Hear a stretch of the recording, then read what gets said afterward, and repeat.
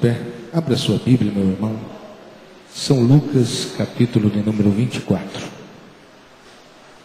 Por alguns minutos, vamos meditar na gloriosa palavra de Deus, antes de encerrarmos este culto. Capítulo 24, verso 13.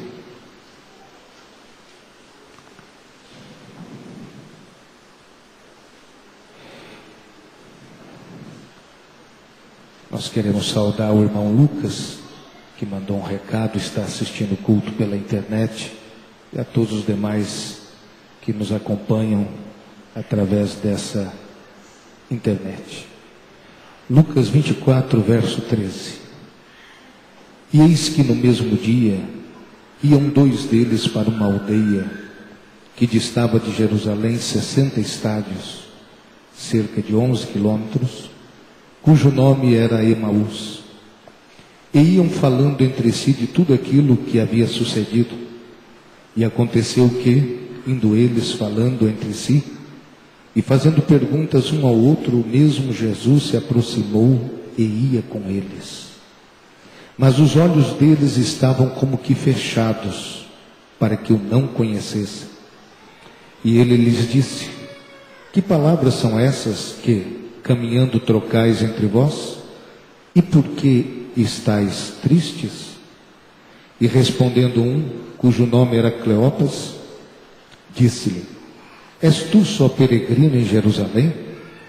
E não sabes as coisas que nela têm sucedido nestes dias? E ele lhes perguntou: quais? E eles lhe disseram: as que dizem respeito a Jesus, o Nazareno, que foi um profeta poderoso em obras e palavras, diante de Deus e de todo o povo. E como os principais dos sacerdotes e os nossos príncipes o entregaram à condenação de morte e o crucificaram. E nós esperávamos que fosse ele o que remisse Israel. Mas agora, com tudo isso, é já hoje o terceiro dia desde que essas coisas aconteceram. É verdade que também algumas mulheres dentre nós nos maravilharam, as quais de madrugada foram ao sepulcro, e não achando o seu corpo, voltaram dizendo que também tinham visto uma visão de anjos, que dizem que ele vive. E alguns dos que estavam conosco foram ao sepulcro e acharam ser assim, como as mulheres haviam dito, porém não o viram. E ele lhes disse: honestos e tardos de coração, para crer tudo o que os profetas disseram. Porventura, não convinha que o Cristo padecesse essas coisas e entrasse na sua glória? E começando por Moisés e por todos os profetas, explicava-lhes o que dele se achava em todas as Escrituras. E chegaram à aldeia para onde iam, e ele fez como quem ia para mais longe. E eles o constrangeram, dizendo: fica conosco, porque já é tarde, e já declinou o dia. E entrou para ficar com eles. E aconteceu que, estando com eles à mesa, tomando o pão, o abençoou e partiu-o, e lhe deu. Abriram-se-lhes então os olhos, e o conheceram, e ele desapareceu-lhes. E disseram um para o outro: porventura, não ardia em nós o nosso coração quando pelo caminho nos falava e quando nos abria as Escrituras? E na mesma hora, levantando-se, voltaram para Jerusalém e acharam congregados 11 os que estavam com eles, os quais diziam: ressuscitou verdadeiramente o Senhor e já apareceu a Simão. E eles lhes contaram o que lhes acontecera no caminho e como deles foi conhecido no partir do pão. Amém? Pode tomar os seus lugares.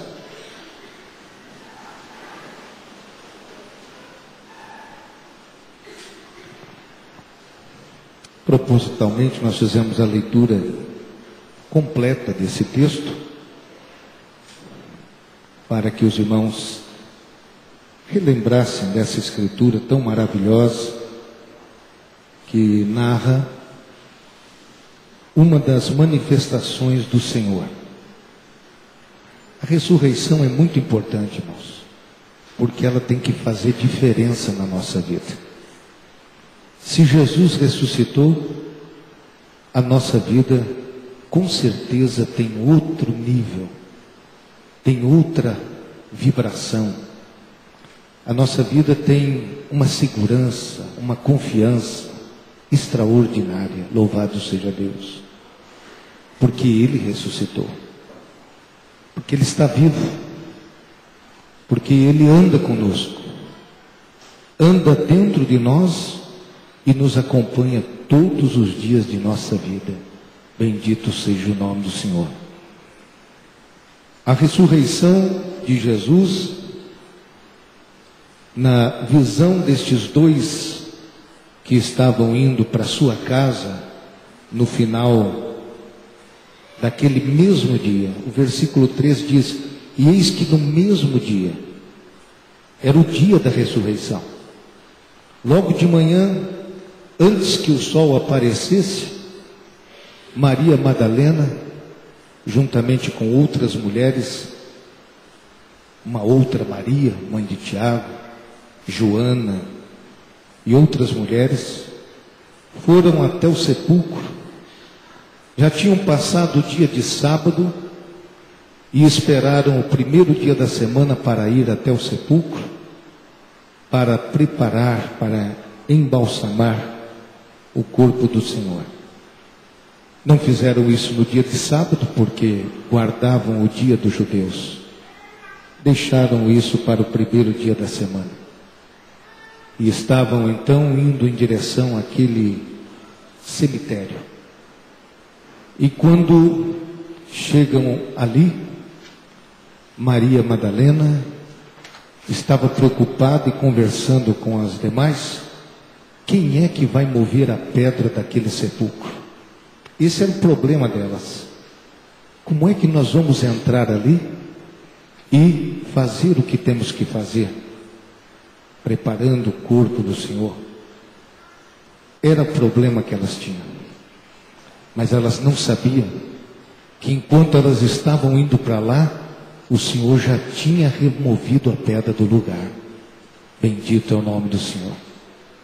Um terremoto aconteceu e dois seres com vestes resplandecentes surgiram no momento deste abalo. A pedra moveu-se do lugar, e não para que Jesus saísse, porque Jesus não precisava que a pedra fosse movida para que ele saísse da sepultura. Em Mateus capítulo 28 diz a Bíblia que elas tinham conferido onde era a sepultura, mas agora que a sepultura estava aberta, elas perceberam, e principalmente Maria Madalena percebeu, que o Senhor não estava mais lá. Nenhuma delas acreditava ou lembrava que Jesus teria ressuscitado naquele dia. Ninguém deles pensou nisso. Ninguém tinha a menor ideia de que naquele dia o Senhor ressuscitaria. Elas foram com especiarias para ungir aquele corpo. Não foram fazer outra coisa lá.